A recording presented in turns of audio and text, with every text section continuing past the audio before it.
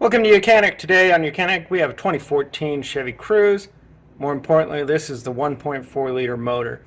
And so we went through the process to be able to replace the oil pump in there, which is that silver looking piece in there. And so now we're ready where we can put the crankshaft pulley back on. And now the oil pump is sitting down a little bit to the bottom, so we just need to kind of slide it up so that we can slide the crankshaft pulley in there. Now, one thing you're going to know or notice, this pulley can go on two ways, but the way you want it to go on is this little dot or the hole here. We want it to line up with this because that's how you tell whether you've got it on top dead center.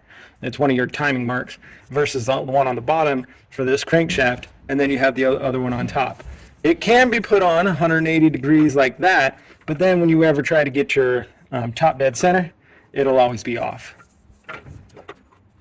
So we want to make sure that we put this dot to the top side so that it lines up for our top dead center. We did put a new seal in there. You make sure that that seal is entered in the right direction so that it spins to the clockwise to keep the oil where it needs to be.